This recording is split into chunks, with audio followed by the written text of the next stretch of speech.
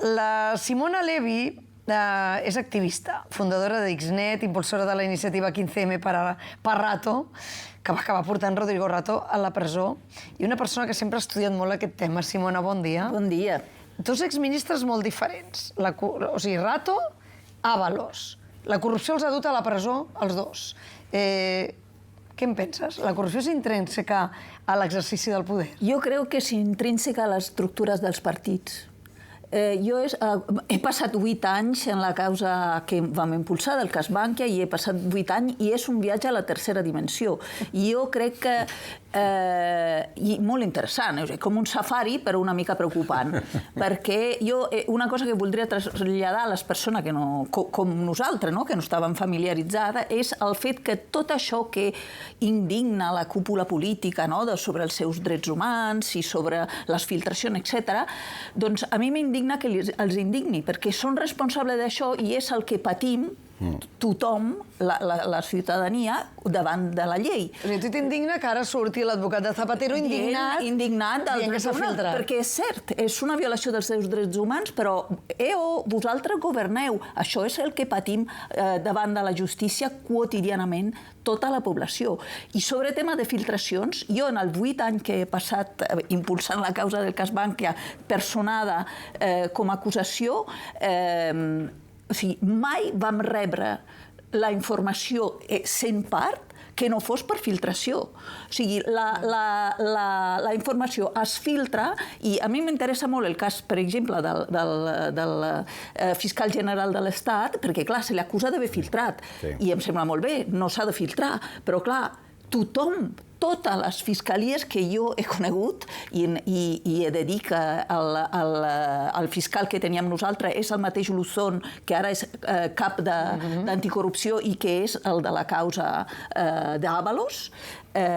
Tota la informació a nosaltres com a part ens arribava 2 dies després que la premsa. De fet, ens vam aliar amb periodistes amics per tenir la informació. Si arribava 2 dies després, els periodistes ho tenien tot abans. Se'ls havia filtrat abans. Exacte, depenent de la conveniència, però clar, aquesta informació la tenia la instància judicial. Qui decidia el tempo de publicació és la instància judicial. Vull dir que hem de reformar tot això i ho hem de fer, i ho han de fer aquests mateixos que ara ploren, etc., però són en el lloc on poden modificar perquè la justícia sigui justa amb tothom i no ho han fet. Simona, això pel que fa, parlàvem de les filtracions, però i la corrupció? El sistema polític, econòmic espanyol està ben estructurat per evitar la corrupció? O al contrari, hi ha mecanismes que el que fan és afavorir la corrupció? Afavorir. Jo crec que la estructura dels partits polítics... O sigui, jo he entès també en tants anys que els partits polítics són una empresa privada, perquè ho són, és una organització privada que ha de garantir que uns quants figures més o menys, depenent de l'antiquitat i de tot això, tinguin feina. Feina tota la vida, amb uns privilegis. Exacte, feina i sou, tota la vida. No, feina no, és veritat. Una correcció molt certera. Tinguin sou, i a més tinguin sou tota la vida, independentment de si treballen o no treballen. Aquesta és la funció i la prioritat dels partits polítics. I cada cop veiem més que no és fer política. O sigui, realment estem parlant de totes aquestes coses quan tenim una classe mitjana que empobrida terriblement, problemes terribles de sanitat, d'educació a tots els nivells, i mai en parlem. O sigui, a la política es parla molt poc del que necessita la gent. Estan treballant per mantenir els seus sous. I jo crec que necessitem realment reformar aquesta situació perquè està destruint la societat.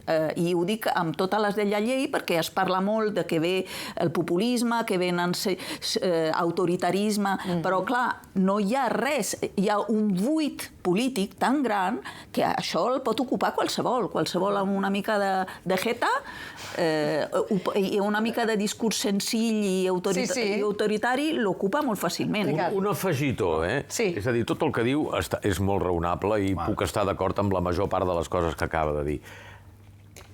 Però, a més, s'ha d'afegir que això no només passa al nostre país. No, exacte.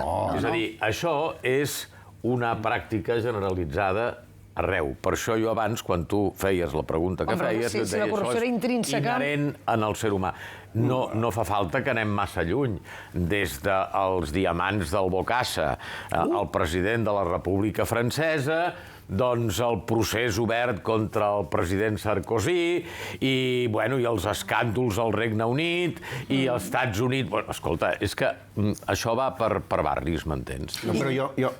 digues. No, una última cosa. Estic totalment d'acord i per aportar una nota positiva, jo crec que això era admissible abans del digital, però ara el digital ens permet una desintermediació respecte al nostre partit polític. Podem veure què fan, realment podem fer un retiment de compte molt més directe. I jo crec que de veritat hem d'impulsar una transformació de l'administració, de les institucions i dels partits polítics tenint en compte aquesta possibilitat de major transparència i de menor show, no? Perquè ara són un show i necessitem que facin feina. Jo, el del digital és el que volia dir. Primer, jo crec que no és intrínsec al ser humà, és intrínsec a les organitzacions humanes. Digue-li com... Vull dir, la naturalesa hobbesiana de l'home jo tampoc ho crec. El cas, com deia Simona, els partits ja no representen tribus, bàsicament, no?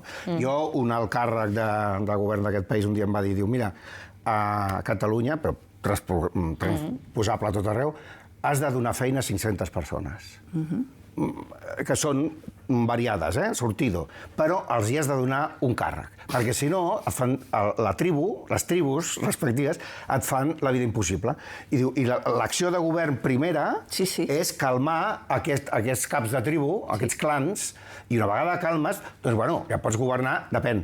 Però, llavors, clar, és el poder burocràtic de Weber. Ningú té culpa, però ningú sap què, i tal. Llavors, el tema digital... Això té molt a veure amb els secretaris d'organització del PSOE. O sigui, que dos secretaris d'organització que concentren un poder enorme estiguin a la presó. Però és que una cosa, a més, segons sembla, per les dates que s'estan treballant, va ser quan arriben al govern. O sigui, ja ho teníem pensat, arribar i tal. I jo deia, mira, per exemple, només a la feina que es pot fer i que s'està fent en alguns llocs amb informació lliure, diguéssim, no? De les administracions, de transparència, de classificar la quantitat. Ara, un particular que tingui traça, i sobretot Simona i la seva gent, poden i fan, hi ha molta cosa lliure, hi ha molta cosa que podem saber, però fins ara, com estava un paper, havies d'anar una... Escolta, comencem a fiscalitzar des de l'individu, des del ciutadà, i hi ha moltíssima feina. Després ja el secret, el digital... Però perdona, Baños, jo, Simona, vull plantejar un debat, ja per acabar, més enllà de les mesures que esteu dient, que és molt interessant, un debat d'impacte polític aquests dies. Pedro Sánchez és el responsable polític d'aquests casos de corrupció que estem coneixent? És a dir, davant d'una corrupció tan escandalosa com la que hem vist, Pedro Sánchez hauria de dimitir com a responsable polític? Jo no sé ni tan sols si vull entrar en aquest jardí. No, fas bé. No, per el fet que... Us pregunto, perquè com que estem preguntant per la corrupció, si seria just que ell dimitís per coses que ell no ha fet, jo desconeixia, diu, però que, clar, són persones que ell va escollir. Jo crec que aquí, o sigui, aquest debat ha d'haver-hi. Però jo crec que és important com a societat civil que fem una imatge més de distància, perquè, torno al que volia dir, hem d'arreglar coses, perquè si no és Pedro Sánchez serà el següent. O sigui, no perquè li tingui un carinyo especial a Pedro Sánchez, però perquè com el que venia abans ha fet el mateix, ara Pedro Sánchez, i el que ve després igual. O sigui, i ens quedem en aquest debat, que és un debat per privilegiat, per gent que ja té el seu sou. O sigui, la qüestió és... hem de reformar l'estructura dels partits polítics i l'estructura de l'administració, per la qual cosa, qui ho pot fer millor? I doncs jo en aquest moment penso que ho poden fer millor el govern espanyol que tenim, que el següent només ho farà pitjor. Per la qual cosa, a mi la resposta de si Pedro Sánchez hauria de marxar o no, per mi és una resposta més funcional al que jo vull aconseguir, que és una reforma en aquest sentit, que no de moral, que evidentment hauria de dimitir ell, el davant i el que vindrà després. Malauradament, en seguirem parlant perquè seguirà segurament. existint la corrupció. Simona Levi, moltíssimes gràcies. plaer. Sempre molt interessant escoltar-te. Deixa'm dir-li una